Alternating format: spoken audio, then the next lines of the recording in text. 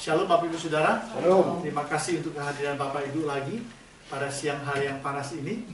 Dan kita akan melanjutkan pelajaran kita dari minggu yang lalu. Hari ini kita akan khusus membahas tentang isu kawin cerai. Ya, sebetulnya isu ini bukan menjadi rahasia umum, tetapi ini sangat umum, apalagi di dunia sekuler. Ya. Nah, kawin cerai ini menjadi bagian masalah di dalam keluarga Kristen, apalagi di dalam keluarga di luar Kristen. Ya. Saya selama sekian tahun sudah melayani Tuhan, baik jadi gembala jemaat maupun jadi dosen di Indonesia maupun di sini. Telah kami ketemukan akibat khususnya yang ada hubungannya dengan bercerai dan kawin lagi, ya. Apalagi kalau kawin lari, ya kan, itu masalahnya juga lebih pelik, ya. Apalagi kalau kawin kontrak, ya kan, kalau kawin kontrak itu, ya itu kalau kontraknya sudah habis berarti bebas gitu, ya. Tapi Alkitab kan tidak pernah mengajarkan kepada kita tentang kawin kontrak atau kawin lagi atau bercerai lagi, walaupun memang ada hal-hal yang menjadi kondisional mengapa persoalan keluarga itu dapat terjadi. Saya memberikan salah satu contoh bagaimana kawin lagi oleh karena sesudah bercerai itu membawa dampak yang sangat sulit dalam keluarga Kristen, ya. Biasanya kalau ada orang tua yang bercerai dengan alasan yang tidak sesuai dengan kebenaran Alkitab, keluarga itu akan mengalami nantinya persoalan keluarga dari anak-anaknya, ya, dari anak-anaknya. Karena anak-anak dari orang tua bercerai itu, mereka sudah melihat orang tua mereka melakukan perbuatan seperti itu. Entah itu sesuai dengan Alkitab atau tidak, kondisional atau unconditional, mereka itu bisa meneladani apa yang dilakukan oleh orang tua. Nah, kami sebagai gembala jemaat, saya sama istri saya sudah sering melihat kasus-kasus perceraian dan kawin lagi. Rata-rata orang tua mereka yang sudah pernah bercerai, anak-anaknya juga bercerai. Mereka sulit sekali mempertahankan keutuhan keluarga mereka. Umpamanya, ada satu keluarga, kami juga melayani mereka, orang tuanya sudah bercerai, tapi bercerainya tidak bercerainya oleh karena ada perselingkuhan. Kemudian anaknya lahir, itu generasi pertama lah kita bilang, generasi pertama. Generasi pertama anak lahir, kemudian juga menikah, berkeluarga. Dia mempunyai beberapa anak. Karena orang tuanya yang bercerai itu saya perkirakan belum hidup sungguh-sungguh dalam Tuhan ataupun sudah sungguh-sungguh dalam Tuhan, anaknya mengalami hal yang sama. Beberapa orang anaknya itu semua akhirnya bercerai dan kawin lagi. Bukan hanya itu, mereka juga mengalami hidupnya tidak bermoral, seperti living together, ya kan? Nah, itu oleh karena dari orang tuanya yang memberikan teladan itu. Dan spirit itu, saya juga mengatakan spiritnya itu, spirit immorality dengan spirit perceraian turun-temurun kepada anak-anaknya. Coba bayangkan kalau semua anaknya itu bercerai. Dan itu betul-betul terjadi. Dan waktu sebelum anaknya bercerai, ibunya sudah melayani, istri saya sudah melayani dia. Dengan mengatakan bahwa untuk menghentikan roh perceraian itu, pasangan itu, anaknya itu bisa, maksudnya ada kesempatan untuk mereka untuk menghentikan roh perceraian dari orang tuanya. Kalau tidak menghentikan, berarti anaknya di kemudian hari akan menghadapi pengalaman yang sama, dan dia harus berusaha untuk menghentikan roh perceraian itu. Kalau tidak, dia akan terus menerus sampai through the generations, ya. Apalagi yang bersangkutan yang mengalami masalah keluarga ini, mereka datang kepada satu orang untuk minta pelayanan, tetapi yang bersangkutan yang melayani mereka juga punya pengalaman bercerai. Akibatnya dia mengatakan, divorce is okay. It is like me, because I have a lot of problem with my wife, and then we cannot work it out together, and finally it's better we divorce. Jadi dia justru memberikan alasan yang positif untuk kedua pasangan ini bercerai. Akhirnya mereka melihat, oke, kalau bercerai itu oke ya. Akhirnya mereka bercerai. Atau mereka melihat orang tuanya, look, my parents they divorce. It is okay. My mom still can survive. She is a very successful woman. Oh, that's why it's okay. Dan dia karena it's okay kalau di divorce. Nah, ini teladan yang sangat buruk. Yang seharusnya dikerjakan oleh orang tua yang sudah bercerai itu, orang tua yang bercerai, dia bertobat, dia mengiringi Tuhan dengan sungguh-sungguh, lalu dia mulai harus membina anak-anaknya untuk menjaga supaya roh perceraian itu tidak menghancur-leburkan keluarga. Itu satu. Yang kedua, perceraian itu biasa terjadi dalam pelayanan kami, pengalaman kami lihat bahwa apabila pasangan orang tua itu sebelum memasuki pernikahan kudus, mereka sudah sama level. Mereka sudah berzina dulu, sudah jatuh dalam dosa. Lalu kemudian sesudah itu mereka harus menikah dengan terpaksa atau harus menikah anyway, have to get married anyway. Datanglah dia kepada hamba Tuhan. Waktu hamba Tuhan itu melayani, biasa hamba Tuhan itu akan bertanya dengan dia dalam pelayanan counseling. Mereka akan di counseling dulu, ya. Dan salah satu bahan yang akan diinvestigasi dengan pasangan yang hendak dinikahkan, diberkati yang pernikahan kudus, harus ditanya dulu. Pendeta akan tanya, apakah kalian selama berpacaran pernah melakukan premarital sexual, seks di luar sebelum menikah? Nah, ya. Nah, kalau seandainya dia sudah pernah melakukannya, dia harus bertobat dan dia mesti mengakui di depan pendeta. Betul kan? Dia harus mengaku di depan pendeta. Nah, kebanyakan pasangan-pasangan itu malu. Dia tidak ingin mengaku dengan pendeta. Akibatnya dia mengaku, oh tidak pernah. Dan saya sudah melayani beberapa couple yang artinya waktu dilayani dia tidak mengaku, sesudah menikah dia punya masalah. Nah, sesudah punya masalah, nah itu masuk kepada ambang perkelahian dan perceraian, karena roh imoralitas itu akan terus mengikuti mereka sehingga nanti kemungkinan masih bisa menyeleweng salah satunya. Dan itu terjadi. Itu sudah beberapa kasus yang kami lihat dan kami juga melayani di bidang itu. Ya.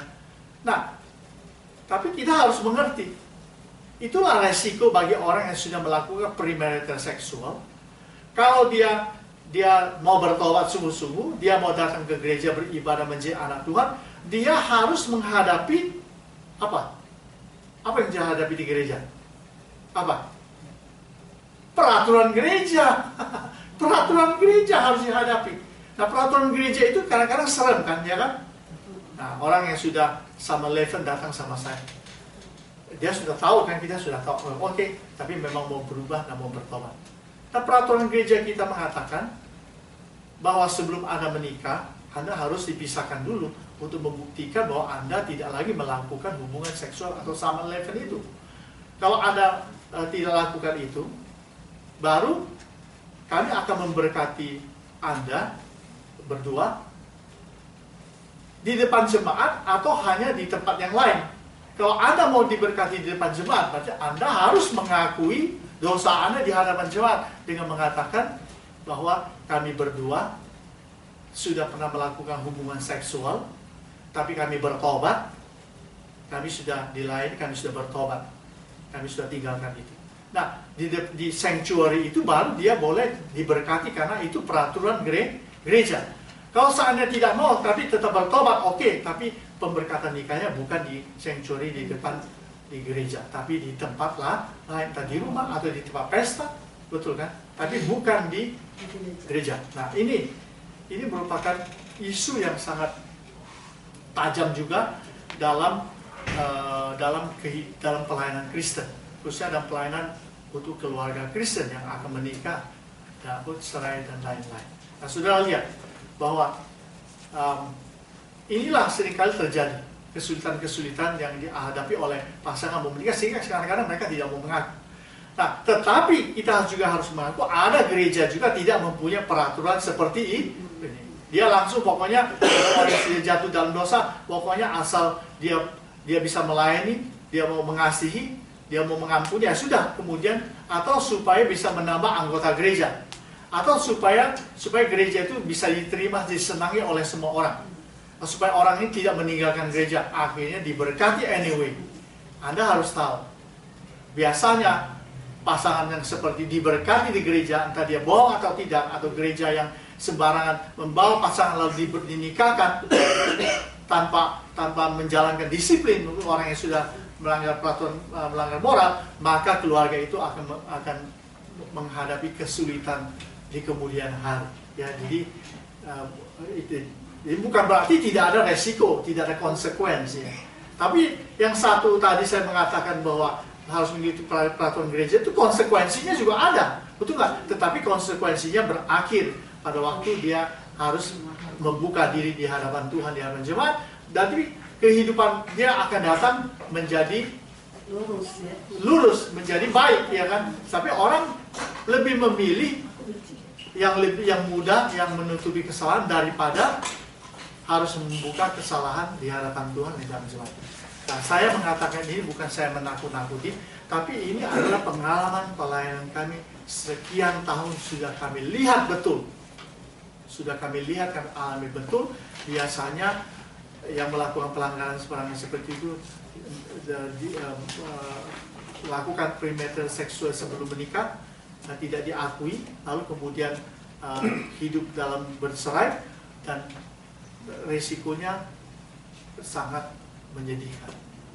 Oleh sebab itu, sebetulnya walaupun pahit untuk sebentar, lebih baik setiap orang Kristen itu kalau menghadapi kasus-kasus atau masalah-masalah seperti itu, lebih baik dia back to the truth, kembali kepada Tuhan, back to the Bible, kembali kepada kebenaran, maka Tuhan akan menuntun hidupnya di kemudian hari jadi baik. Ya, jadi ini isu yang pertama yang saya memberikan sebuah batasan bahwa kawin lagi atau bercerai atau cerai dan kawin lagi itu membawa konsekuensi dan risiko yang cukup berat untuk pasangan yang tidak bertobat. Ya.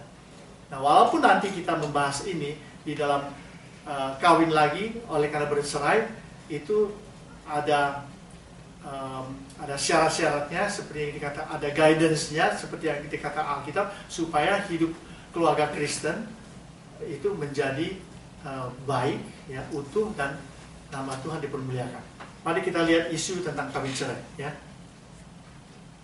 Bagaimana perceraian yang terjadi di Amerika? Ya. Statistiknya gimana? Bapak Ibu pasti sudah tahu.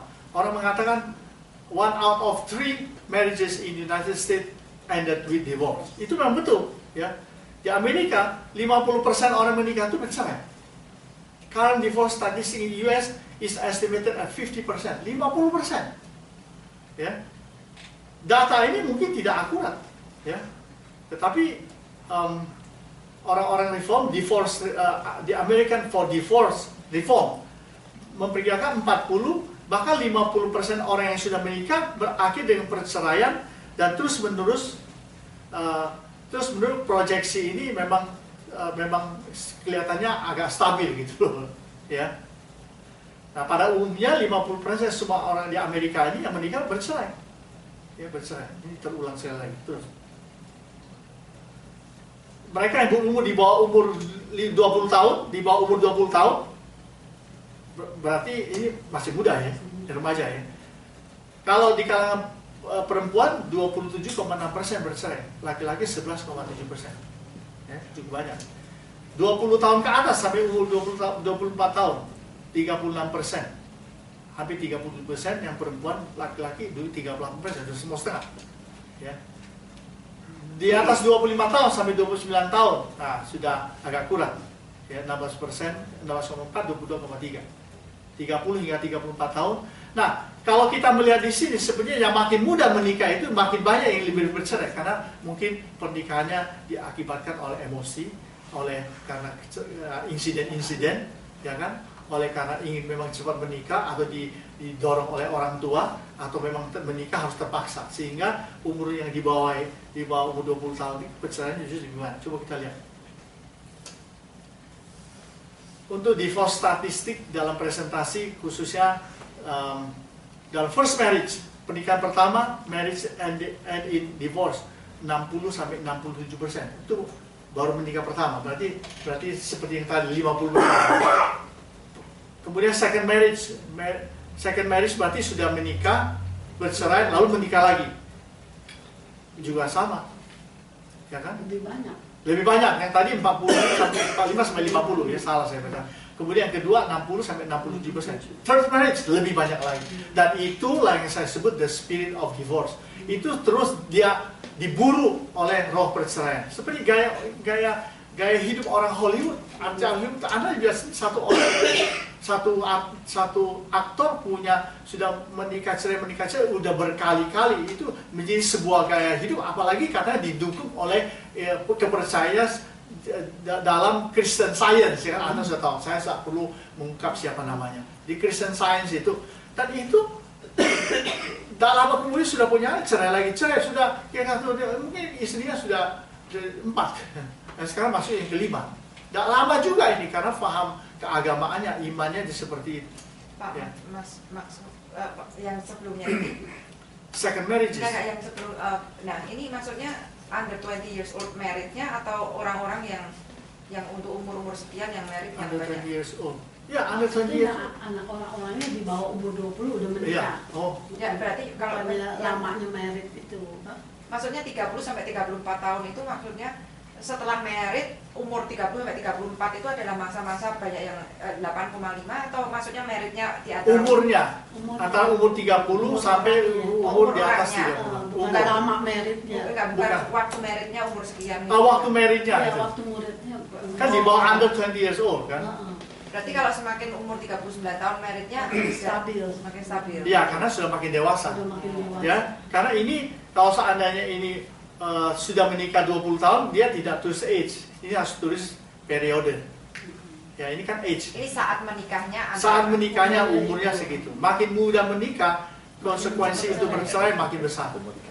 Tetapi kan di Amerika yang menikah itu kan bukan hanya umur di bawah 20 tahun, ada yang umur di atas 30 tahun, di atas 40 tahun. Jadi kalau digabung memang 50%. Ya kan kalau digabung kan. Ini kan dipisah-pisah, dipilih-pilih supaya kita tahu bahwa yang banyak menikah itu di kalangan apa. Ya. Jadi makin orang itu bercerai, menikah lagi, bercerai, menikah lagi, ya terus begitu dalam hidupnya. Nah itu bukan hanya untuk dirinya, dan itu akan menurun sampai ke anak-anaknya. Dan anak-anaknya yang paling kasihan itu anak. Waktu orang tua itu bercerai, waktu dia bercerai, anak-anaknya pun sudah kasihan tuh.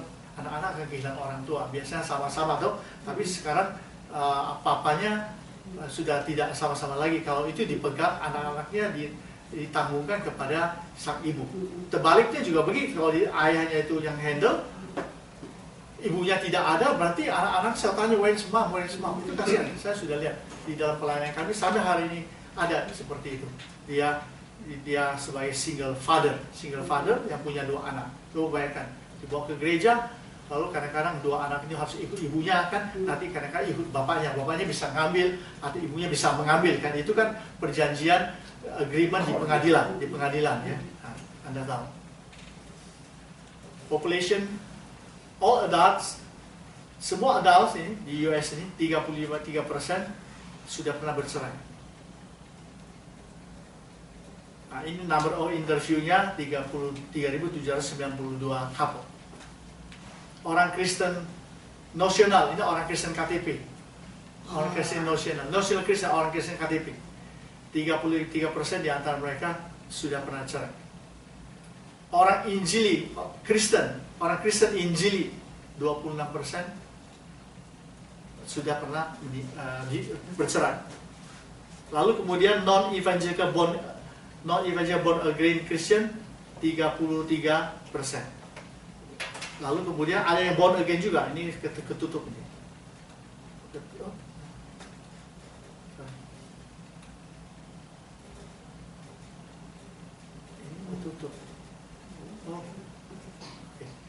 Nah, yang sudah lahir baru pun ada yang sudah bercerai. Jumlahnya juga 30-an%. Jadi rata-rata baik orang non-Kristen, orang ateis. Nah, oh ya ini sorry ya, ini kelanjutannya ya. Saya mundur kasih ya, ini kelanjutannya. Non-Christian faith, di luar Kristen berarti entah Hindu atau Islam atau Buddha, kira-kira 38% sudah dari jumlah mereka sudah pernah bercerai. Ateis yang tak kenal Tuhan, tidak bertuhan, kira-kira 30% dari antara jumlah mereka sudah di US sudah pernah cerai. All born again Christians 32%. All non born again Christian. Jadi average-nya sama. Jadi memang Robert saya dosa perceraian ini memang di Barat ini sangat berat sekali. Saya nggak tahu kalau di Indonesia mungkin berbeda.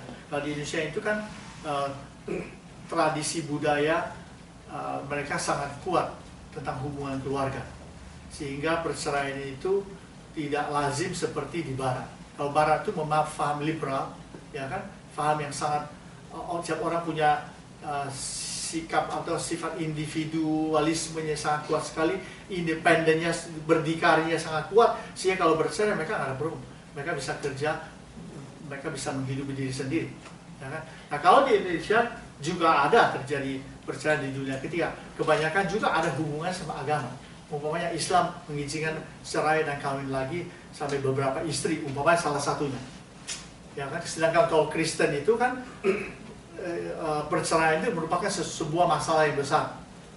Apalagi dalam kebudayaan, dalam budaya orang Timur ya, hubungan kekeluarganya sangat kuat sekali. Ya kan? Tapi Pak Mahmud, yang saya dengar di Indonesia sekarang juga angka perceraian tinggi sekali. Angka perceraian tinggi? Biarpun di dalam keluarga Kristen. Walaupun dari Kristen.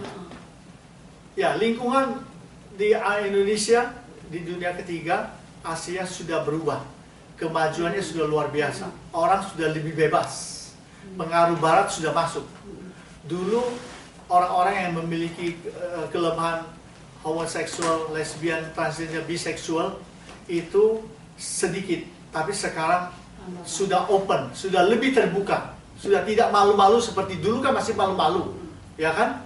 Kalau ada yang sejenis itu, yang punya kelemahan untuk menikah dengan sejenis, dulu bersembunyi-sembunyi, sekarang sudah open. Sekarang merupakan sebuah fenomena yang berkembang secara luar biasa juga, karena pengaruh dari Barat, ya kan? Pengaruh-pengaruh media, pengaruh internet, dan lain-lain. Ya, kalau Bapak Ibu Saudara nonton film dari Hollywood, umpamanya film ya, kebanyakan film kan dari sini kan. Coba Bapak Ibu Saudara nonton film itu, ya kan? Hubungan laki-laki perempuan, lihat aja, baru ketemu aja sebentar langsung ke tempat tidur, maaf, sudah langsung ke tempat tidur. Dan itu nilai-nilai keluarga nggak ada diajarkan sama orang-orang di Amerika. Itu film itu sudah sejak dulu, bukan zaman sekarang, udah 50 tahun yang lalu sudah seperti itu. Laki-laki perempuan begitu bertemu di dalam film itu langsung pergi ke tempat tidur. Nah, itu memberikan sebuah pelajaran bagi anak muda, remaja, pemuda dan orang tua yang menonton itu. Konsepnya kan begitu. Ketemu, belum menikah, sudah langsung ada hubungan seksual. Tetapi kedua aktor ini adalah aktor utama, pahlawan, betul, memberantas kejahatan. Lihat kan? Film-film spy seperti itu, semua berbau memberantas kejahatan toh. Tetapi hidup moralnya itu ya seperti itu, sehingga orang-orang penonton tuh mengagumi figur-figur yang seperti itu, yang dibanggakan. Wah, filmnya bagus, perannya bagus, ya kan? Tapi mereka tidak melihat nilai-nilai moral. Dan itu banyak mempengaruhi generasi zaman sekarang maupun dari zaman dulu. Makanya banyak orang jatuh dalam dosa moral. Orang Protestan tahun bukan 34% orang Protestan bercerai. Ya, investigasinya, ini interviewnya kepada 1997 orang. Kemudian orang Katolik 28%. Nah, upscale ini ya rata-rata 22%, dan kalau dihitung yang lebih besar, maksudnya lebih banyak masalahnya 39%. Orang kulit putih 32%. Orang Afrika Amerikan 36% yang bercerai. Orang Hispanik 31%, orang Asia 20%. Agak kurang ke Asia karena budaya, karena culture keluarganya lebih kuat, ya kan? Walaupun memang tetap ada yang bercerai, banyak yang datang sebagai imigran, datang dari Asia bekerja di Amerika, lalu pasangannya ditinggal, anak-anak dia menikah lagi, atau dia jatuh lagi ke orang lain, atau dia ingin mendapat status, dia menikah dengan orang asing, lalu dia kemudian hanya untuk mendapatkan status, lalu dia ceraikan. Itu ada. Saya punya teman seperti itu, yang menikah hanya untuk mendapatkan status. Itu kira-kira ya 25 tahun yang lalu. Kalau sekarang kan sudah tidak bisa. Sekarang harus, biasanya City Hall itu minta supaya orang ini menikah 2 tahun dulu kan. Minimal 2 tahun baru boleh diceraikan dulu. Nah, dia menikah aja dengan orang yang di jalan, yang dia mau dibayar $1.500-2.000, dia pergi ke City Hall, statusnya dapat, kira-kira 6 bulan kemudian dia ceraikan. Ya kan? Dia tidak tinggal sama yang bersangkutan, dia hanya untuk mendapatkan status. Itu ya gawat juga. Di kalangan konservatif Kristen 28%, yang moderat, yang agak modern tapi tidak juga terlalu konservatif, tidak fanatik 33%, liberal 37%, lebih banyak. Jadi inilah statistik. Kalau kita bisa simpulkan statistik orang bercerai, rupanya masih tetap besar jumlahnya, ya, dari hari ke hari, bukan berkurang, ya, bukan berkurang. Nah, timbul pertanyaan kita adalah mengapa boleh bercerai. Nah, ini adalah dari golongan yang pro bercerai. Jadi boleh bercerai. Pandangan ini berasal dari orang mengatakan kalau cerai itu boleh. Mengapa boleh cerai? Menurut pandangan orang yang pro perceraian, ya. Well, pasangan sudah tidak cocok. Untuk apa kita menderita lebih lama di dalam satu rumah karena kita sudah tidak cocok? Lebih baik kita cepat-cepat bercerai supaya kita bisa menemukan pasangan yang cocok. Nah, ini pemikiran yang rasional, ya, tapi bukan pemikiran iman. Yang kedua, tidak sanggup membiayai pasangannya. Nah, ini atau yang menikah ini pasti memang ya mungkin untuk sharing lah, atau menikahnya tujuannya sepertinya lebih cenderung kepada uang, materi. Kemudian berikutnya boleh bercerai oleh karena pasangan berselingkuh, tidak bertobat. Karena Musa mengizinkan perceraian, memang ada ayatnya. Sebab oleh ketegaran hatimu, ini kan oleh ketegaran hatimu, bukan Musa. Oleh ketegaran hatimu, maka Musa mengizinkan perceraian. Tapi sejak semula tidaklah demikian. Jadi itu dihapus semuanya. Jadi pokoknya Musa mengizinkan perceraian. Ya. Saya habiskan dulu sebentar. Ya. Nanti saya akan. Pasangan kawin kontrak, kita sudah bilang. Kalau di Indonesia sekarang sedang tren. Ya, banyak orang-orang dari luar negeri, lalu kemudian dia orang bisnis, dia datang ke Indonesia, lalu dia punya simpenan, pakai kontrak, kawin kontrak, ya. Untuk lebih mendalam itu saya belum menelusuri apa kawin kontrak itu dibuat di catatan sipil atau hanya kontrak di kertas segel aja, ya. Itu memang masih perlu diselidiki. Tapi yang disebut kawin kontrak di dalam Alkitab tidak ada, terus jelas tidak ada itu. Jadi pasangan kawin kontrak. Jadi ya kalau sudah kontraknya habis ya cerailah. Bye-bye, habis kan. Ajaran agama mengizinkan seperti Islam. Islam mengizinkan untuk bercerai lagi kan. Bercerai lah, kawin lain. Kemudian boleh bercerai karena orangnya anti poligami atau anti poliandri. Maksudnya orangnya tidak bisa istilah dimadu gitu loh. dia tidak mau menjadi istri keberapa kan, jadi makanya dia bercerai. Masa saya dijadikan istri yang ketiga? Tentu saya nggak mau. Atau dijadikan suami yang keberapa? Poliandri, tentunya dia bercerai, ya kan? Tapi poligami maupun poliandri sangat umum sekali terjadi kalau di negara-negara miskin seperti negara-negara Afrika. Satu orang bisa mempunyai istri 9. Kalau dia punya cukup uang, dia bisa menikah terus. Makanya ada pepatah mengatakan jangan pernah percaya kepada orang itu bahwa dia belum punya suami atau dia hanya punya dia belum beristri atau dia hanya punya satu istri. Biasanya ini korbannya sudah menjadi istri kelima, dia baru sadar bahwa dia adalah istri kelima oleh karena masalah finansial keuangan. Dia mau bercerai karena pasangannya tidak bermoral, berjudi, mabuk, drug addict, prostitusi, abuse, violence, punya mental illness, over control. Nah ini juga alasan-alasan mengapa kelompok ini mengatakan boleh bercerai. Daripada dipukulin terus bagaimana? Kalau dipukulin terus di rumah bagaimana? Istrinya, tak kuat kan istrinya, mendingan cerai kan daripada dipukul terus.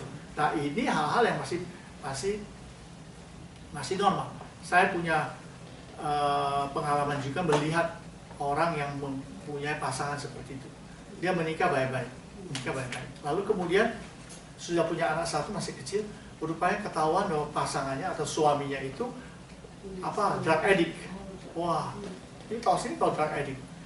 Waktu masih sebelum menikah orangnya baik-baik, kerja, pokoknya nggak ketahuan lah gitu.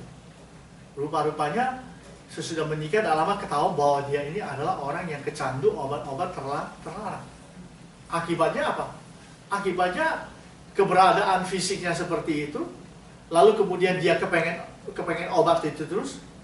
Lalu dia tentulah istrinya pun mungkin isinya kerja dan dia kerja, akhirnya dia tidak bekerja lagi karena masalah itu. Lalu istrinya juga uangnya selalu dia minta untuk beli obat-obat terlarang. Karena istrinya tidak kasih, akhirnya dia menjual obat terlarang. Waktu menjual obat terlarang, dia ditangkap polisi. Lalu jadi kejaran polisi. Ibu ini punya anak satu, didatangi polisi terus. Karena dalam satu keluarga, karena itu adalah suaminya. Jadi ketakutan lah dia. Wah, miserable lah hidupnya. Akhirnya mereka bercerai. Tapi untunglah suaminya mengatakan sih lebih baik kita bercerai aja. Karena daripada kalian terancam terus, polisi datang terus ke rumah untuk mencari dia. Akhirnya dia juga ditangkap polisi. Sesudah keluar dari tangkap polisi, keluar dari penjara, terus menerus seperti itu. Tapi mereka sudah bercerai lebih dahulu. Dan ini juga salah satu masalah yang sangat berat sekali. Lalu prostitusi, lalu perjudian, mabuk. Nah ini merupakan masalah-masalah yang berat bagi istri. Kalau suaminya seperti itu, kebanyakan kan suami-suami. Kalau ibu-ibu, istri-istri nggak mungkin lakukan seperti itu. Kebanyakan pasangannya dia nggak tahu. Dan ini banyak terjadi sebelum menikah dia baik, kerja bagus, sudah punya anak ketahuan. Rupanya dia kecandu pemakai obat terlarang. Akhirnya mereka harus bercerai. Luar biasa, saudara. Nah inilah yang disebut mengapa mereka ingin bercerai. Ya, silakan Ibu. Pertanyaannya. Bilang itu kalau yang Musa itu kan kedegilan hati kan? Ya, karena ketegaran hati. Terus kalau gabung karena 4 ini, kalau yang paling bawah itu kan akhirnya kan cerai juga toh. Saya cerai juga. Itu kan itu masa ketegaran hati, nggak tahan kan? Iya, ketegaran hati. Misalnya prostitut itu kan, misalnya salah satu kena penyakit. Iya. Itu Lydia Nur Said itu kemarin itu kan, dia kan ada doa-doa. Sekarang yang datang minta doa itu ibu-ibu, itu ibu-ibu itu kena sakit AIDS. Terus ada ibu yang mengandung juga sakit AIDS, termasuk anaknya. Nah kalau gitu dia kalau udah cerai gimana? Masa termasuk ketegaran hati itu dia? Ya ini itu kayak apa? Ya begini, yang seperti itu masuk di dalam ini. Ini kita bicara bukan bicara saya punya pandangan. Ini pandangan orang yang mengatakan cerai boleh. Ini pandangannya. Ini adalah pandangan kelompok yang mengatakan mereka kalau cerai boleh. Alasannya apa? Seperti ibu saya bilang tadi, kalau orang itu jatuh dalam prostitusi, lalu kemudian dia hubungan seksual sama pasangannya, suami istri, tahu-tahu dia sendiri kena AIDS. Daripada itu kemudian dia menceraikan. Karena alasan itu dia mengatakan dia harus bercerai. Tapi ada alasan lain mengatakan bahwa, well, kan Musa kan mengatakan boleh bercerai, maka kami bercerai. Ngerti maksudnya? Jadi kalau yang ini bukan tidak masuk di dalam hubungannya dengan Musa mengizinkan bercerai, ini oleh karena ada kasus. Tapi ini karena membuat alasan sendiri. Gini nggak? Buat cerai. Lalu orang tetangganya bilang, anak Tuhan tidak boleh cerai. Musa aja mengizinkan bercerai. Ngerti nggak? Jadi dia menggunakan masalah ini, statement ini untuk supaya bisa bercerai. Ada yang juga karena kawin kontrak, ada yang juga karena pasangan seperti ibu itu bilang tadi, karena dia sudah banyak jatuh ke prostitusi sehingga pasangannya akhirnya istrinya kena AIDS, anaknya kena. Lalu dia bilang kalau gitu kami boleh bercerai. Nah kalau hal yang seperti ini kemungkinan besar saya juga mengatakan iya, ngerti nggak? Karena berbahaya kan seperti yang tadi kena drug addict tadi. Wah dikejar polisi terus dan namanya ibu itu lebih orangnya takut ya kan, punya anak satu didatangi polisi terus, polisi nggak datang aja dia sudah takut, apalagi polisi datang menggeledah rumahnya. Nah kalau dia tiba-tiba kena salah, padahal bukan dia yang menyimpan obat-obat terlarang, lalu didapati di kamarnya ada obat terlarang, dia juga bisa kena tangkap. Jadi akhirnya dia bilang lebih baik kita cerai. Nah hal seperti ini, well, kita bisa mengatakan oke saja. Karena kondisi yang itu. Nah ini mengapa boleh bercerai. Kita lanjutkan. Mengapa tidak boleh bercerai? Nah kelompok ini mengatakan kalau cerai kami tidak mau. Tapi ada alasan tertentu. Pertama, ajaran agama kami melarang. Jadi kami tidak setuju kalau ada orang Kristen bercerai. Oh perceraian itu bisa merusak keluarga. Maka kelompok kami mengatakan jangan bercerai. Iya dong. Kalau bercerai itu keluarga rusak. Pertama anak. Anak yang paling kasihan. Betul kan? Nah, belum lagi nanti merembesnya lebih luas lagi toh. Betul. Nah, kalau dia menikah lagi pasangannya, yang satu yang dia ditinggalkan sakit hati nggak? Tentu sakit hati. Jadi sakit hati itu akan berlapis-lapis seperti itu. Dan ini dosa yang susah. Bagaimana cara menyelesaikannya itu? Berarti nggak? Ini perceraian itu merupakan sesuatu yang pokoknya kerusakannya banyak lah daripada keuntungannya. Jadi mereka bilang kami tidak setuju bercerai karena keluarga rusak. Pernikahan adalah komitmen seumur hidup, tidak boleh cerai menurut pandangan orang ini. Perceraian diizinkan karena pasangan berzina atau tidak mau bertobat. Nah ini kondisinya. Dia sebetulnya mengatakan tidak boleh bercerai ada alasannya. Dia juga mengatakan cerai itu boleh kalau orangnya salah satu pasangan berzina dan tidak mau bertobat. Tapi istilah ini juga tidak gampang. Tidak gampang. Berarti walaupun dia bertobat masih terus diceraikan sama istrinya. Karena istrinya atau suaminya sakit hati. Kalau laki-laki kemungkinan tenang aja kan yang penting gue udah bertobat berubah. Tapi you tahu di pihak istri itu bukan pemulihan bisa terjadi dalam satu malam, itu bisa bertahun-tahun bisa tidak bisa kembali lagi. Even suaminya bertobat. Nah dia mengatakan tidak boleh bercerai karena Matius 19 ayat 6. Sebab apa yang dipersatukan Allah tidak boleh diceraikan oleh manusia. Nah ini pandangan yang cukup radikal. Kalau sedangkan ini pandangannya cukup kompro. Ya, ada pertanyaan, silakan. Pak, saya mau menambahkan Pak. Gini, saya dulu beberapa tahun lalu saya pernah mencoba menengahi satu pasang ini suami istri yang udah punya 2 anak yang kayaknya udah mau cerai gitu loh Pak. Yeah. Nah, kalau nggak salah yang suaminya dia, yang cowok, yang sang suami itu keluarganya bercerai, jadi orang tuanya yang laki ini bercerai, betul. saya sempat bilang kalau you nekat cerai, you kan punya anak 2 masih kecil. Saya bilang saya bisa memastikan at least salah satu dari 2 anak ini akan cerai karena rohnya itu akan diturunkan gitu betul. kan. Nah kemudian waktu mediasi itu orang tuanya yang salah satu orang tua yang laki yang cerai itu ada di situ. Saya nanya bagaimana menurut pendapat ibu gitu loh. Kan ada mereka suami istri yang mau cerai, terus ada lagi ibunya yang ibunya yang si cowok ini. Gimana enaknya bagaimana ini? Saran ibu, mereka ini rujuk atau cerai? Bilangnya apa Pak? Saya berani cerai.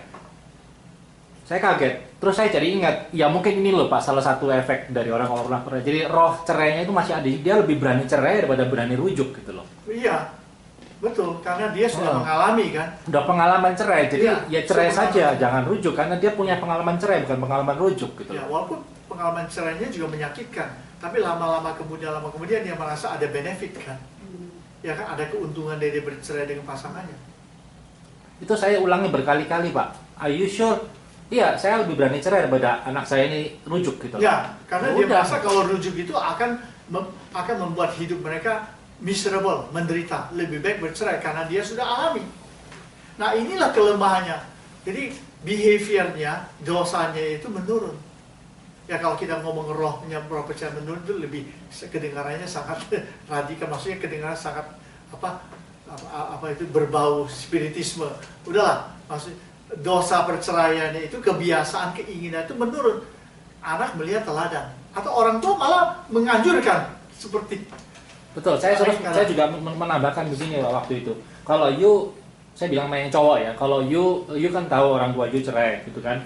Nah kalau you sekarang cerai lagi, saya bilang itu nanti anakmu akan meneruskan karena anakmu pasti salah satu yang akan cerai gitu. Tapi kalau you bisa selamatkan perkawinan you sekarang, kemungkinan ini anak you dua-dua ini nggak ada yang cerai. Ya, jadi dia menyelamatkan di kemudian hari gitu. Ya, dia harus menghentikan itu. Ya itu dia. Orang tua bercerai, lalu tiba kepada anaknya. Nah, anaknya ini akan menghadapi pergumulan yang akan menantang dia cerai atau tidak kan. Nah, dia harus mempertahankannya. Kalau dia bisa mempertahankan, dia bisa lewat ini. Nah, itu untuk the future dia lebih baik, dia lebih kuat. Dan roh itu atau kebiasaan bercerai itu sudah dihentikan, dan itu memang tidak mudah, membutuhkan pengenalan akan Tuhan, support group di lingkungannya itu mesti kuat. Jadi kalau bisa dia jangan hidup di lingkungan orang yang kawin cerai. Jadi dia dengan mudah punya support group yang suruh cerai. Jadi inilah ya. Nah, terus bagaimana Pak kalau memang orang tua saya bercerai sedangkan saya sama suami saya tidak? Nah, berhati-hatilah. Andalah yang bisa menghentikan kebiasaan roh perceraian itu sebelum dia berlanjut kepada keturunan. Tapi ada saudara lain kan? Ada saudara lain juga. Saudaranya juga harus berusaha mempertahankan dia punya keluarga untuk tidak bercerai supaya keluarga keturunannya tidak bercerai. Jadi masing-masing ini, setiap saudara punya kasus. Terus ada pertanyaan lagi? Ada pertanyaan? Nah, apa kata Alkitab? Kan Alkitab kan adalah pedoman yang harus kita ikuti kan. Pernikahan adalah sebuah covenant. Wah. Ini istilah dari satu tokoh Kristen di Amerika yang saya ikuti. Pernikahan adalah sebuah covenant. Kalau covenant itu memang sebetulnya orang juga mengatakan istilah covenant itu hanya Tuhan yang boleh pakai hubungan dia dengan umat Israel, hubungan dia sama umatnya orang anak Tuhan. Tapi kalau dipakai ini untuk pernikahan, berarti bahwa pernikahan dalam keluarga Kristen itu memang betul-betul adalah perjanjian sampai akhir di hadapan Tuhan, di hadapan manusia. Jadi perjanjian ini kuat sekali. Ya, kalau dulu di agama-agama suku atau orang animisme itu membuat covenant itu pakai darah. Jadi darahnya dia potong tangannya keluar darah, yang satu juga potong tangannya keluar darah, darahnya dicampur. Itu covenant. Jadi sangat kuat, kokoh sekali itu. Alkitab melarang poligami dan poliandri, ya kan? Alkitab ini kan hanya memberikan perintah untuk monogami, bukan poligami, beristri satu atau bersuami satu, ya kan? Alkitab sebetulnya melarang perceraian, ya kan? Karena di dalam Matius 19 ayat 6 itu sebab apa yang dipersatukan Allah tidak boleh diceraikan manusia. Itu sejak semula perceraian itu tidak ada. Kan Yesus bilang, sejak semula tidaklah demikian. Gitu. Tidak demikian. Tuhan menciptakan Adam satu, Hawa satu, kan? Betul nggak? Manusia pertama kan cuma satu-satu. Gitu. Tuhan tidak menciptakan Adam lalu istri, lalu Hawa ada 10 supaya memenuhi bumi, kan? Tidak, hanya satu. Suaminya juga hanya satu.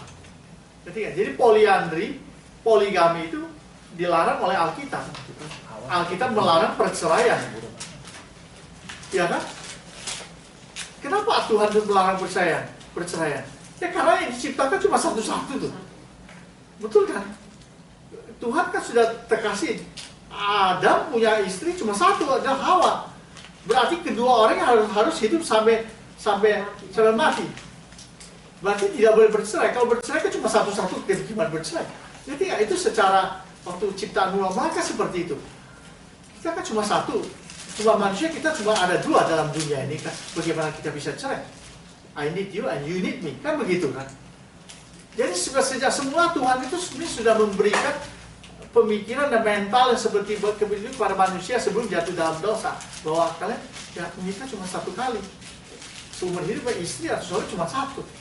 Makanya Paulus bilang sebaiknya kalau yang sudah bercerai jangan kawin lagi. Ada nanti ayatnya saya tunjukkan. Diizinkan bercerai tergantung pada kasus-kasus, ya kan? Kita sudah tahu, ya, kasus perzinahan, selingkuh, pasangan non Kristen.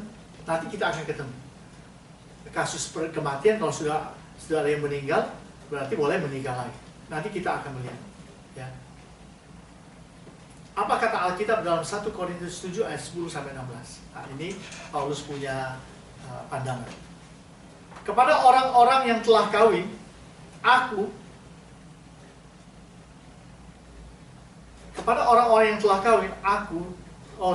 bukan aku tetapi Tuhan. Tadi dia mengatakan, kalau saya gak boleh gitu. Bukan saya ini, itu Tuhan. Tuhan kan lebih kuat. Dia ingat firman Tuhan kan, bukan dianya. Karena Paulus kan backgroundnya Taurat. Taurat itu kan gak boleh kawin cerai. Bukan aku, tetapi Tuhan perintahkan supaya seorang istri tidak boleh menceraikan suaminya. Tidak boleh. Bukan tidak bisa. Tidak boleh. Orang bercerai bisa nggak? Bisa aja. Tapi Alkitab bilang bukan tidak bisa. Kalian bisa kawin cerai. Tapi saya katakan, Tuhan bilang, saya katakan padamu, tidak boleh. Jelas nggak tidak boleh? Bukan tidak bisa. Saya pernah melayani di sebuah jemaat. Jadi saya baru datang memimpin jemaat itu. Baru rapat pertama. Langsung ada banyak surat pada datang. Surat, usul ini. Ini baru saya rapat pertama untuk majelis yang saya pimpin. Baru saya datang itu untuk memimpin jemaat. Itu minggu pertama. Lalu banyak surat usulan begini kan ada, biasanya kalau rapat majelis kan ada usulan. Salah satunya bukan usulan. Ada beberapa surat bukan usulan. Permintaannya, saya mau pinjam uang sekian, pinjam uang maunya 2.000. Nanti karena saya mau beli mobil untuk bekerja, maka saya akan mencicil bulan pertama sekian, bulan kedua sekian, lalu lunas. Lalu ini saya butuh uang, saya mau pinjam uang. Karena gereja ini kebiasaan memberikan pinjaman uang sama jemaat. Tapi pas saya yang pendeta baru kan, sudah saya baca. Lalu majelis saya kan, karena majelis biasa melakukan itu. Lalu dia tanya sama saya, Pak Pendeta, bagaimana? Bisa nggak kita kasih pinjam uang sama jemaat? Dia kasih uang. Saya bilang, bukan tidak bisa. Bisa saja kan uang ada. Tetapi tidak boleh. Bukan tidak bisa, tapi tidak boleh. Nah, bercerai juga begitu. Bukan tidak bisanya Anda bercerai. Besok pun Anda bisa cerai.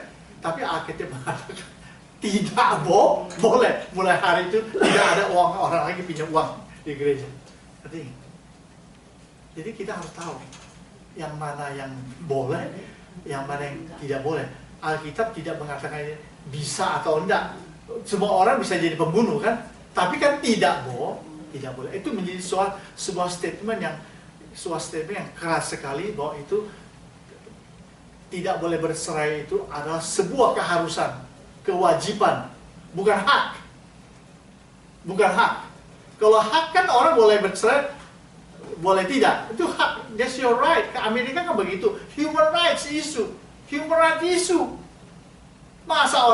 Masa orang tidak boleh menikah sejenis, itu kan it is your right. Itu hakmu sebagai warga negara. Kamu boleh menikah sejenis. Itu karena hakmu. Alkitab tidak bicara hanya soal hak. Alkitab bicara soal juga kewajiban. Tuhan memberikan hak kepada umatnya. Ya kan? Haknya apa? Hak untuk diberkati. Hak untuk dipelihara. Hak untuk supaya Tuhan harus menyertai saya. Itu hak saya minta. Hak untuk saya memohon kepada Tuhan. Tapi bukan hanya hak yang Tuhan kasih sama kita. Tapi juga ada kewajiban. Kita juga harus wajib untuk taat. Kalau kita tidak taat, malah haknya tidak ada. Kan Tuhan begitu. Mana bisa kamu bisa terima hakmu kalau kamu tidak melakukan kewajiban hukum-hukum di dalam Alkitab. Makanya orang mau bercerai itu bukan tidak bisa, itu hak. Tapi tidak boleh. Jelas ya? Itu luar biasa. Dan jikalau ia bercerai, nah lihat Paulus. Ia harus tetap hidup tanpa suami atau berdamai dengan suaminya, dan seorang suami tidak boleh menceraikan istri. Jadi pandangan Paulus ini basically itu sebetulnya dia mengatakan jangan bercerai, nggak boleh itu katanya. Tapi dia lebih menekankan pada suami lah, karena inilah yang bukan sekarang banyak masalah. Suami kan lebih kuat laki-laki dari ibu-ibu perempuan. Ayat 12. Kepada orang-orang lain, aku bukan Tuhan. Nah, sekarang dia mengatakan kepada pandangan pribadinya. Tadi dia bilang, tidak boleh bercerai itu bukan dari saya, dari Tuhan. Ya kan? Kalau kalian mau bercerai, kalian bukan melawan saya, tapi kalian melawan Tuhan. Tapi yang kedua ini dari saya, dia bilang, kepada orang lain ini, bukan umat Tuhan. Bukan aku bukan Tuhan. Katakan kalau ada seorang saudara beristrikan seorang yang tidak beriman, adalah Kristen kepada non-Kristen, dan perempuan itu mau hidup bersama-sama dengan dia, janganlah saudara menceraikan dia. Ya kan? Nah, ini orang non-Kristen. Perempuan itu mau sama dia, mau hidup sama dia, dia sudah menikah. Jangan laki-laki itu menceraikan dia. Nah, tidak lagi boleh bercerai, sama juga dengan tadi. Ya. Dan kalau ada seorang istri bersuamikan seorang yang tidak beriman, nah ini kami campur lagi. Dan laki-laki itu mau hidup bersama-sama dengan dia, janganlah ia menceraikan laki-laki itu. Ini adalah budaya kebanyakan orang dunia. Ya kan? Orang dunia tuh kalau menikah, mau kawin gampang, cerai gampang. Betul. Demikian juga orang yang beriman lalu menikah sama orang yang tidak beriman. Kalau ada masalah terjadi, dia kan sering pandang rendah kan dia punya pasangan. Kau orang tidak kenal Tuhan, kau orang kafir kan. Tapi pasangannya enggak, aku masih tetap ingin bersamamu. Suaminya tidak boleh menceraikan dia. Kalau dia menceraikan dia dosa. Karena pasangannya ini mau hidup, mau taat sama dia nggak boleh ceraikan. Demikian sebaliknya. Kalau dia ceraikan, dosa dia, karena tidak boleh. Karena pasangannya masih mau berkomitmen untuk bersama-sama dengan dia. Terus, karena suami yang tidak beriman itu dikuduskan oleh istrinya, istri yang tidak beriman dikuduskan oleh suaminya. 1 Kristen anak Tuhan, satu non Kristen yang bukan anak Tuhan.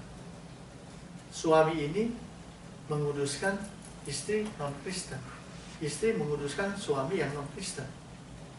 Tahu nggak artinya? Artinya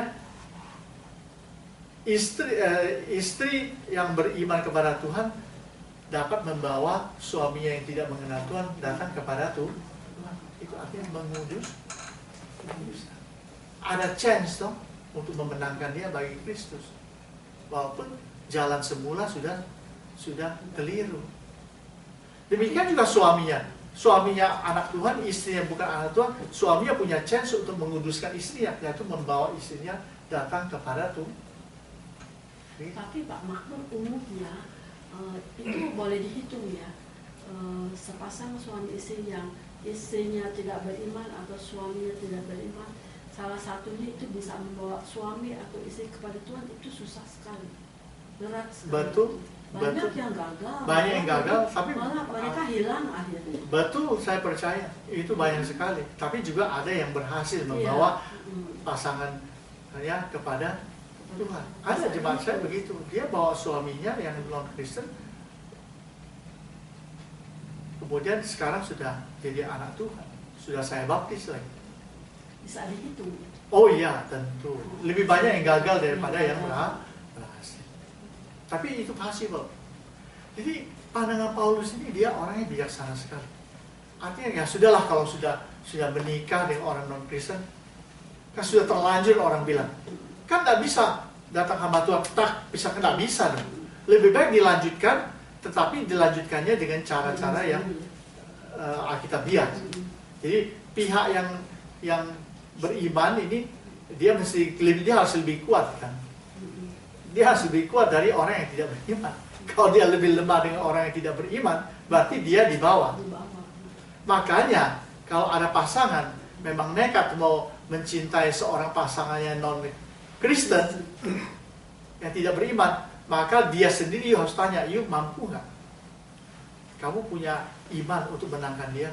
Kamu kuat di dalam Tuhan untuk membawa istrimu atau membawa suamimu datang pada Tuhan? Kalau kamu memang itu, ya terserah itu. Ya kan? Kalau tidak, nggak mampu, lebih baik jangan. Tapi kalau mereka kawin antara suami yang tidak beriman belum mengenal Tuhan dengan istri yang beriman, apakah itu bisa diberkati di gereja? Nah, iya itu. Seharusnya kan suami itu sebelum mereka menikah kan harus diinjili dulu. Injili dibaptis, jadi itu kembali lagi dengan peraturan gereja. Peraturan gereja.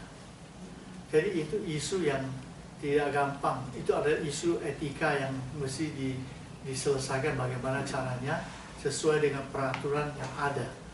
Sesuai dengan peraturan yang ada dimiliki oleh gereja itu, kalau gereja itu mau kompromi sama sejauh mana, ya kan?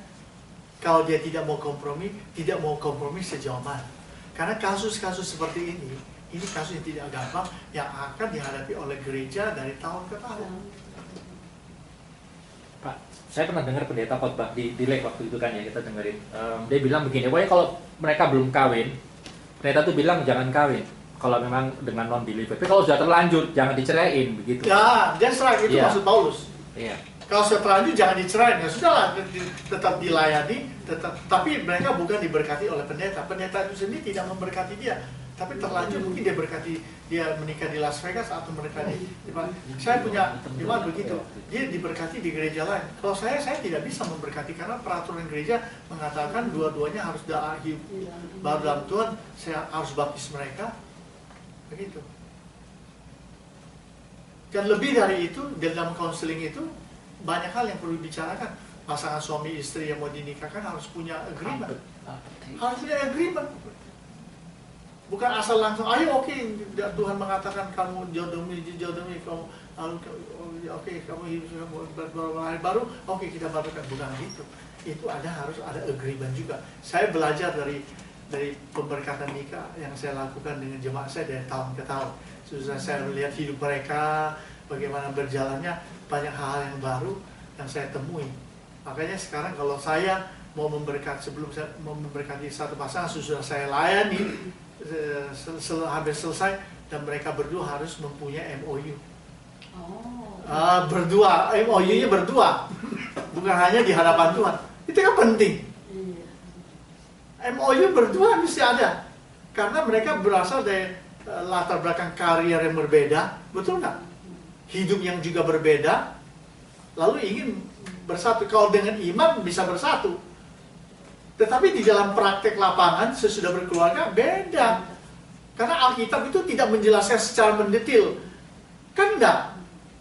Tidak dijelaskan kalau nanti saya cuci piring, lalu kamu juga harus bantu cuci piring. Kan Alkitab nggak menulis gitu. Alkitab hanya mengatakan kalian harus saling membantu, saling mengasihi, saling kerjasama. Tetapi secara mendetail kan tidak ada.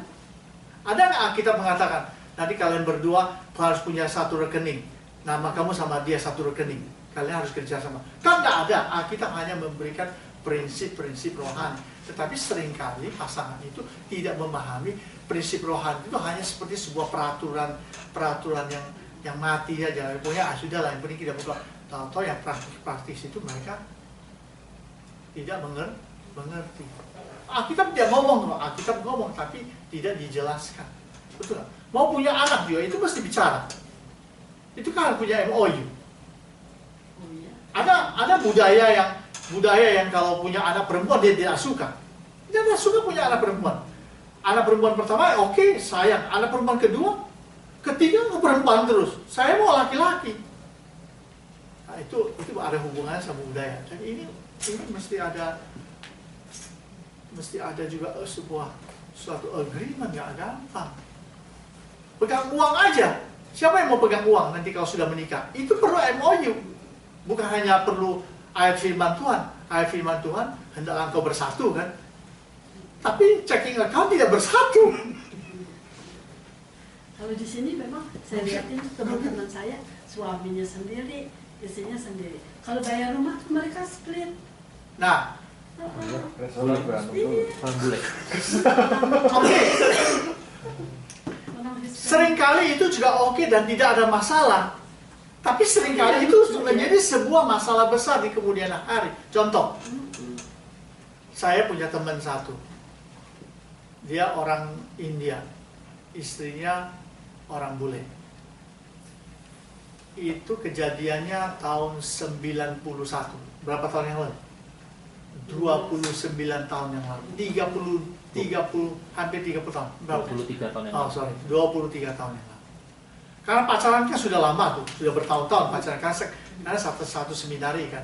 Di seminari kan ketemu calon teman hidup kan. Lama pak pacaran, satu dari India, satu dari orang bule. Yang dari India ini adalah yang kuliah seperti saya ini lajang. Kuliah kan? Kuliah sambil bekerja untuk memenuhi kebutuhan. Sedangkan pasangan boy girlfriendnya itu seorang nurse.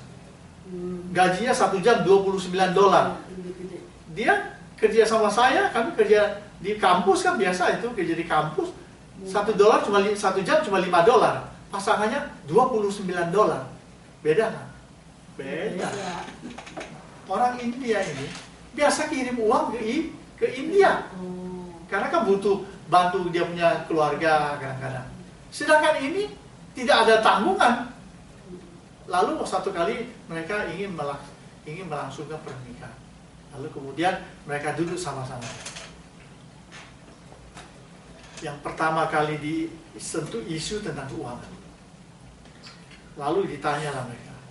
Terus nanti sesudah menikah, who is going to control the financial, the money? Coba ya. Menurut laki-laki ini, oh we have to be together. We need a one checking account, you and me. Although I don't have money, tidak ada uang. Ini uang banyak di bank, sudah kerja sekian tahun. Oh, dia bilang no. I have to control the money.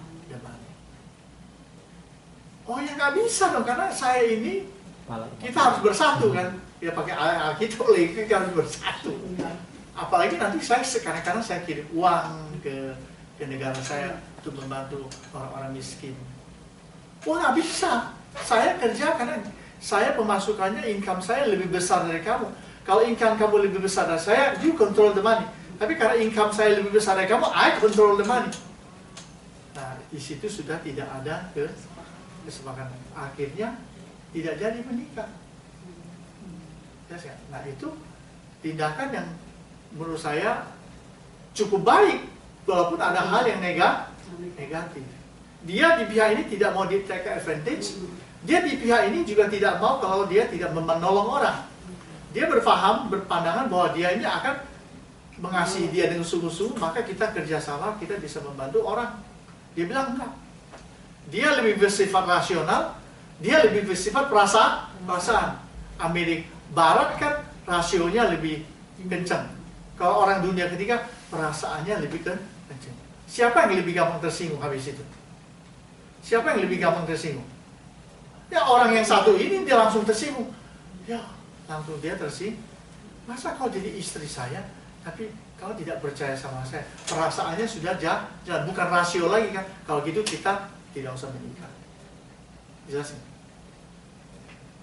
Oleh sebab itu, the agreement is very important. Jadi, kalau ada seorang istri bersuamikan seorang yang tidak beriman dan laki-laki itu mau hidup bersama-sama dengan dia, jangan dia boleh cerai. Karena suami tidak beriman dikuduskan oleh istri, istri yang tidak beriman dikuduskan oleh suami. Mereka bisa membawa pasangan yang tidak seiman itu bisa datang kepada Tuhan, tapi memang beban itu berat. Andai kata tidak demikian, niscaya anak-anakmu adalah anak cemar. Tetapi sekarang mereka adalah anak-anak kudus karena anaknya dibawa kepada Tuhan. Jelas ya? Jadi ini menarik sekali. Pandangan Paulus ini memang luar biasa.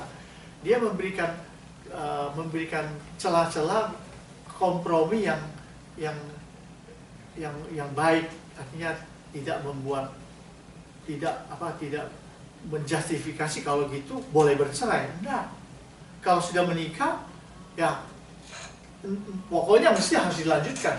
Fokus dia ini, Paulus adalah keutuhan di dalam keluarga dan Tuhan itu ada di tengah-tengah mereka. Teruskan. Tetapi kalau ada orang yang tidak beriman itu mau bercerai, bila ia bercerai. Nah, apa yang disebut orang beriman? Dua-duanya tidak beriman. Orang di luar Tuhan. Dalam hal demikian, saudara-saudari tidak terikat. Wah, karena di luar Tuhan. Di luar Tuhan, di luar firman Tuhan, di luar semua kewajiban, di luar semua hak. Ya kan? Nah, tetapi Allah memanggil kamu untuk hidup dalam damai sejahtera. Paulus, jelas gak maksudnya? Bagaimanapun juga sebetulnya, sebab itu katakannya, sebab bagaimanakah engkau mengetahui hai istri, apakah engkau tidak menyelamatkan suamimu, atau bagaimanakah engkau mengetahui hai suami, apakah engkau tidak akan menyelamatkan istrimu? Dengan kesimpulan Paulus mengatakan, pokoknya saya sebetulnya tidak setuju kalau terjadi perceraian. Lebih baik kamu hidup dalam damai sejahtera karena Allah panggil kamu memang begitu.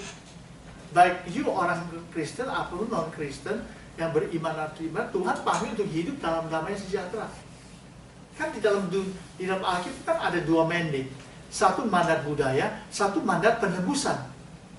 Mandat budaya itu mandat sosial yang umum, anugerah umum. Kalau mandat penebusan itu adalah anugerah khusus. Jadi orang yang tidak beriman itu hidup di dalam anugerah umum, kan betul? Itu pun damai lebih baik daripada berkelahi, kan? Makanya ada PBB.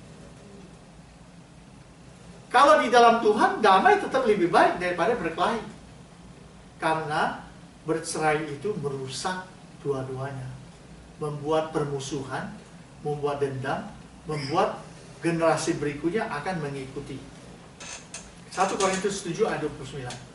Istri terikat selama suaminya hidup. Kalau suaminya telah meninggal, ia bebas untuk kawin lagi. Itu kawin dengan siapa saja yang dikehendakinya, asal orang itu adalah orang percaya. Berarti ini adalah termination dari sebuah hubungan suami istri kalau salah satu meninggal. Nah, ini yang suami istri siapa di sini? Hanya bapak sama ibu kan? Yang ini. Kalau ibu ini saya tanya yang itu. Saya tanya itu, boleh kan? Kalau suami meninggal, dipanggil Tuhan dulu, You masih kira-kira masih bilang, you mau menikah lagi? Nggak mau. Ngapain? Nggak mau. Ngapain? Mendingan jangan kalau Nanti si LG nanti malam nggak bisa tidur nih. Istriku, oke. ngurusin Yuk. suami cuma. Bapak, kalau istrinya dipanggil Tuhan dulu, masih dia muda, masih kawin gagah, lagi. masih mau menikah nggak? Kalau orang laki, enggak. kalau orang laki Jangan bilang mana? kayaknya. Enggak mau. Kalau orang laki Harus mana tegas bisa juga. sih? Mana kayak orang laki nggak bisa kayak dia. Pada laku. Bukan masalah laku. Hari itu tok. Sebetulnya dia jawabannya agak berat tuh. Tapi dia kok nggak salah udah bikin MOU kok Pak, dia nggak mau nggak boleh kawin lagi Pak. Oh, gitu lah. Bagaimana? Udah, karena sudah punya cucu ya. Cucu, udah tulen. Udah tulen. Ya. But anyway, kadang-kadang itu bisa terjadi. Biasa Bukan bersih rumah, saya pergi ke ada orang yang sudah berumur untuk menikah, agak susah. Iya. itu oleh karena companion. ya perlu companion, karena kesepian, perlu companion, bukan karena hal yang lain, ya kan?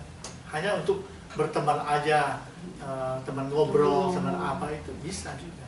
But anyway, kalau pasangan sudah meninggal, istri juga tanya sama saya, kalau saya meninggal dulu, terus kamu masih mau menikah? Tapi sebelum saya jawab, saya tanya dia dulu. Bagaimana kalau kamu? Kalau saya sudah meninggal, you mau menikah lagi nggak? Kita Susah jawab. orang perempuan enggak sih Oh biasanya. iya, gimana gitu? Perempuan Istri-istri enggak. udah kapok gitu. Pak, soalnya suami itu means trouble katanya. Jadi menikah itu bisa jadi blessing atau bisa jadi a lesson. I hope Kalau our suami saya baik marriage, sih. yeah, I hope our marriage Nggak mau kalau orang lain lagi. is not I hope our marriage is a blessing, not a lesson. Kalau lesson, oke. Sebetulnya kita memang tidak tahu, ya kan? Entah ibu akan menikah lagi atau tidak, atau bapak itu mau menikah lagi atau tidak, itu kita tidak tahu, ya kan? Karena dunia juga berubah, situasi juga mempengaruhi, betul nggak? Bisa saja dia melanggar komitmen, kalian melanggar komitmen. Nah sekarang kalau dia melanggar komitmen, you juga nggak tahu. You sudah di surga sudah nggak tahu apa-apa lagi. Entah you melanggar komitmen, itu juga dia nggak tahu. Tapi Di kan surga sudah nitip ke nggak ada yang tahu. anaknya suruh monitor terus Pak. Papa Hah? nggak akan boleh kawin lagi loh ya. Itu acaranya jadi sesat nanti. Jadi memonitor orang lain. Tapi kalau dengan gaya hidup seperti itu, apakah itu menjadi contoh yang baik untuk anak? Oh, begini, itu menurut saya berbeda dengan kasus-kasus bercerai menikah lagi dari kasus yang negatif, perceraian karena berzina, bercerai karena materi, ya kan ada kan materi karena mati dia bercerai, ya itu kasus-kasus yang tidak bagus. Tetapi saya mau kasih tahu, walaupun kasusnya seperti itu, dia salah satu pasangan yang meninggal lebih dulu, anaknya seringkali tetap tidak setuju kalau orang tuanya menikah lah. Karena anaknya itu melihat bahwa tidak ada yang bisa menggantikan kedudukan papanya yang sudah meninggal, atau kedudukan ibunya yang sudah meninggal, kedudukan dia bisa diganti oleh siapa saja, dan itu sebuah isu yang sangat berat. Kecuali kalau di Amerika gaya hidup Hollywood kawin cerai itu anak-anak sampai begitu, itu sudah jadi gaya hidup, sehingga dia sendiri punya orang tua seperti dia sendiri sudah tidak merasa apa-apa, apalagi anak-anaknya. Jadi itu adalah lifestyle. Tapi kalau makanya di dunia timur sama barat kan beda. Barat lebih bersifat rasional. Kamu sudah meninggal, saya boleh menikah lagi supaya ada yang menjaga anak-anak saya berkarya. Itu rasio, tidak pakai fee. Dia mana dia pikir, aduh anak saya nanti bagaimana dia ketemu mama yang baru, apa dia nanti nggak sedih, apa enggak dia ketemu mama baru, I love you mom, masih tetap biasa aja. Tapi kalau di dunia timur dia punya culture, kan lebih kuat di culture, ya kan? Di sini kan monoculture, di situ kan cross culture-nya banyak, perasaan lebih jauh. Aduh, nah itu perasaannya. Jadi kalau di dunia ketiga orang timur lebih bisa melakukan itu. Pasangan sudah meninggal, dia tidak menikah lagi karena feeling. Beda dengan dunia barat. Coba kita lihat sedikit lagi. Kesimpulan dalam pandangan Paulus. Pada dasarnya Paulus tidak menyetujui perceraian dan menikah lagi. Ini basic. Karena dia punya pandangan covenant, pandangan untuk mempertahankan keutuhan keluarga. Bagaimanapun juga harus dipertahankan. At any cost to pay. Ya kan? Kalau bercerai menikah lagi, kalau sudah bercerai tidak menikah lagi, ya, saya ulangi, kalau sudah bercerai dan tidak menikah lagi, itu ada price to pay. Betul kan? Tapi kalau bercerai lalu menikah lagi, there are more price to pay, cost to pay. Betul. Kalau tetap bertahan untuk tidak bercerai, mempertahankan keutuhan keluarga, there is a price to pay. Ada harga yang harus dibayar, betul nggak? Harus bekerja keras, harus mempertahankannya. Tetapi kalau terjadi perceraian, there are more cost, more price to pay. Betul nggak? Harganya lebih tinggi. Itu kalau bercerai menikah lagi daripada tetap bertahan tidak bercerai dan tentu tidak menikah lagi. Ada harga juga yang harus dibayar, yang lebih berat, yang satunya lagi harganya lebih berat. Kita harus tahu perceraian itu diizinkan secara kondisional, ya kan? Kita sebagai orang Kristen kita nggak bisa potong aja begitu. Nggak boleh cerai lu, dosa lu. Kita akan membuat, kalau kita tidak tahu kondisinya, kita akan membuat pasangan itu lebih menderita. Kita salah. Kita nggak boleh membabi buta. Betul nggak? Nggak boleh membabi buta. Saya punya tetangga, mulai berat sekarang. Suaminya dulu suka berjudi. Ya berjudi karena lingkungannya, kawan-kawannya tukang judi datang ke rumah berjudi. Berjudi kartu, bukan berjudi kasino di Afrika, berjudi dengan kawan-kawannya. Karena itu sudah kebiasaan, lalu minum. Lalu kemudian dia nggak kuat. Istrinya nggak kuat, bawa anak dua, lalu dia pergi dari rumah itu. Waduh kasihan. Dia bisa bayangkan, harus menanggung dua anak. Tak lama kemudian katanya suaminya sudah berubah, sudah bertobat, dia balik lagi. Sudah baik suaminya, sudah kerja dan lain-lain. Kemudian ada mengalami suatu krisis keuangan. Begitu lagi kembali lagi sama teman-teman itu berjudi lagi. Akhirnya hubungannya tidak bagus, maka dia mau pukul istrinya dan lain-lain. Wah, dia sudah telepon kita. Wah, kayaknya sudah nggak kuat lagi, sudah nggak mampu. Kayaknya memang kita harus cerai. Dia mau menceraikan pasangannya. Wah, kasihan punya anak dua. Kita juga mengatakan jangan bercerai. Bagaimana dia hidup di dalam satu rumah yang keadaannya seperti dia main judi, dia apa segala macam, dia tidak bisa kerja sama istrinya. Wah, repot. Perceraian itu diizinkan secara kondisional. Kalau ada orang mau bercerai karena kondisinya memang dia diokekan bercerai, sebetulnya di lingkungannya mesti ada support group. Kalau enggak, berbahaya juga. Yang bersangkutan ini dia bercerai, dia tidak tahu pergi kemana, akhirnya dia mungkin jatuh ke dalam dosa, dan dia sudah bisa bertemu dengan laki-laki lain kan? Karena masalah dalam keluarga, betul nggak? Lalu dia kan kerja, dan dia bisa bertemu dengan pria yang lain yang juga jatuh hati sama dia, lalu memperhatikan dia, lalu mendengarkan dia punya keluhan, lalu menolong dia untuk cepat-cepat menceraikan suaminya. Anak inilah yang sering kali terjadi. Jadi kalau dia mau bercerai, diizinkan karena kondisinya seperti itu memang harus bercerai, maka harus ada support group. Oleh sebab itu yang bersangkutan memang sebaiknya dia adalah anak Tuhan yang suka ke gereja. Kalau ke gereja itu kan support groupnya ada. Kalau nggak ada kan repot. Jelas kan? Untuk orang yang tidak beriman, Paulus bilang kalau dia mau bercerai silakan. Kalau bisa Paulus bilang jangan bercerai karena Tuhan memanggil kita untuk mengalami damai sejahtera. Salah satu pasangan yang meninggal dunia. Nah ini seperti kita bilang tadi. Ya, dia mau menikah boleh, dia tidak mau menikah. Paulus bilang dia tidak menikah lebih baik daripada dia menikah kalau ada pasangannya sudah tidak ada lagi. Kan di ayat-ayat sebelumnya. 3, mempertahankan pasangannya demi untuk menyelamatkan jiwanya. Betul kan? Makanya itu nomor 3 ini bicara soal pengampunan, forgiveness. Walaupun memang tidak gampang untuk ibu, istri kalau suami itu sudah selingkuh. Wah, itu berat. Walaupun dia sudah minta ampun, tobat 1000 tobat, yang ini pihak yang dilukai ini susah. Ini membutuhkan waktu, membutuhkan support group, membutuhkan anugerah Tuhan untuk bisa mengampuni. Dia bisa mengampuni suaminya. Itu sudah mengampuni suaminya pun dia masih punya batas-batas tertentu. Jelas ya, saya ada kenal satu pasangan. Mereka ini adalah hamba Tuhan. Mereka punya anak, anaknya perempuan. Ini hamba Tuhan keluarga.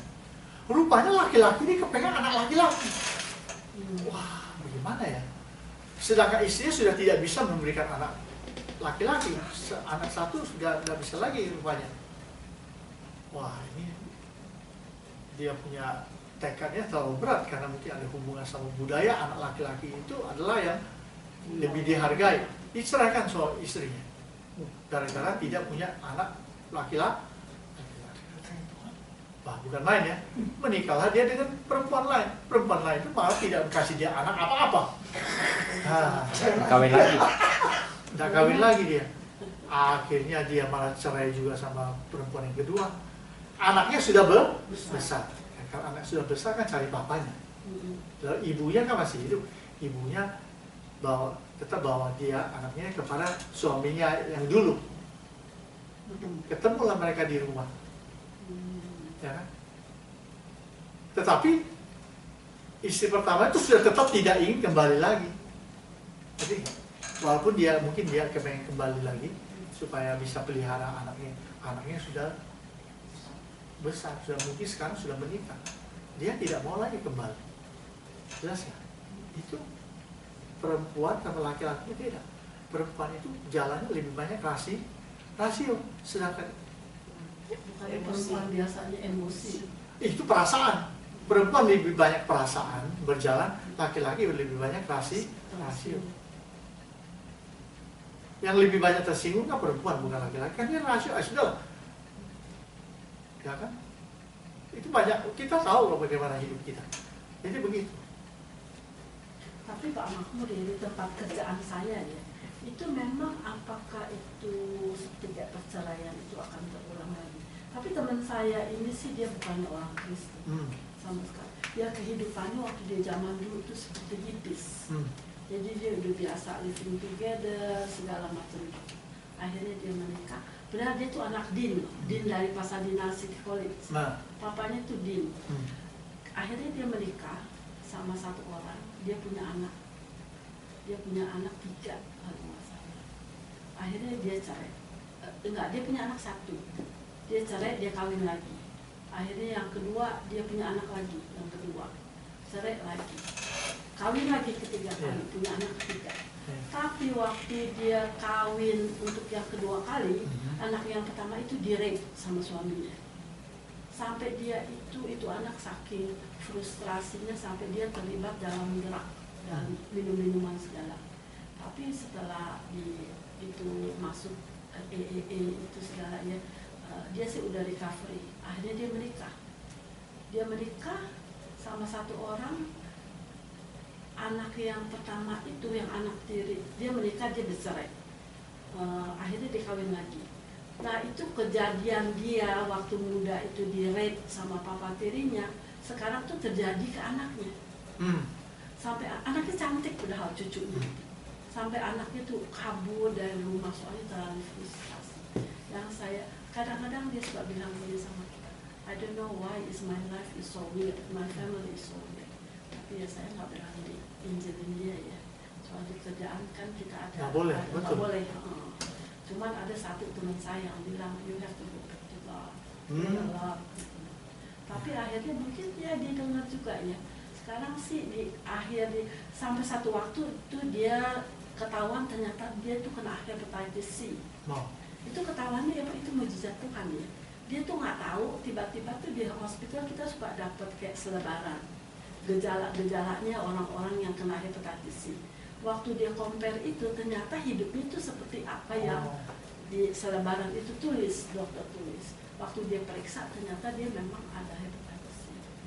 Tapi sekarang sih udah agak lebih sembuh ya. Tapi kita senang juga sekarang lihat hubungan dia itu sekarang sama anaknya, sama orang tua itu udah lebih baik. Jadi sekarang dia hidupnya udah hampir pulih. Bisa aja terjadi oleh karena dia sudah melewati berkali-kali marriage and divorce and remarry, ya kan? Nah, boleh bilang hidupnya itu sudah dihancurkan benar oleh kuasa si jahat. Nah sekarang pada akhirnya dia kalau dia merasa sadar kembali, pulih kembali, ya yang saya katakan itu tadi, dia sudah melewati berbagai pelajaran-pelajaran yang pahit.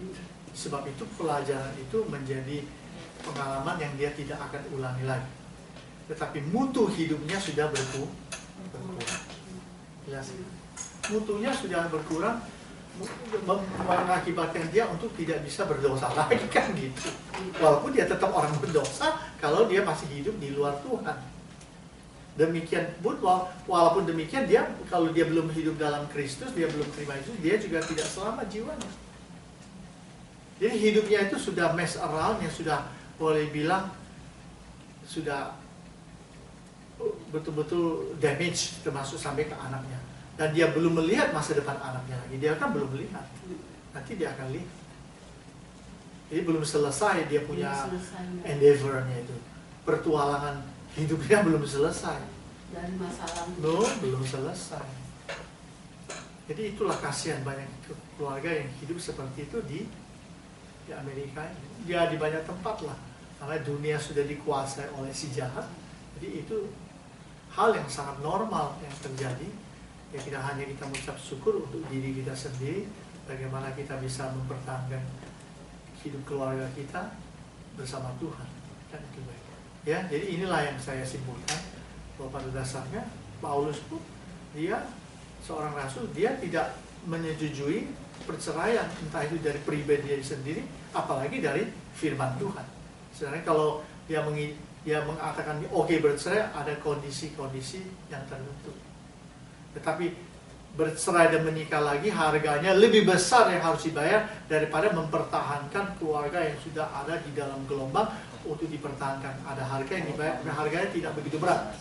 Tidak seberat dengan yang bercerai dan menikah lagi. Ya. Itu saja dari saya. Kita harus akhiri. Kalau ada pertanyaan nanti kita akan melanjutkan. Mari kita berdoa. Ya, kita doa. Tuhan, terima kasih untuk pembahasan tentang isu-isu kawin cerai dalam kehidupan dunia di sekitar kami, dan kami membahasnya dari terang firman Tuhan. Kami berdoa supaya Tuhan menolong kami agar kami terus dapat mempertahankan hidup keluarga kami utuh sampai Tuhan datang kembali, dan juga anak-anak kami Tuhan berkati. Dalam nama Tuhan Yesus kami berdoa. Amin.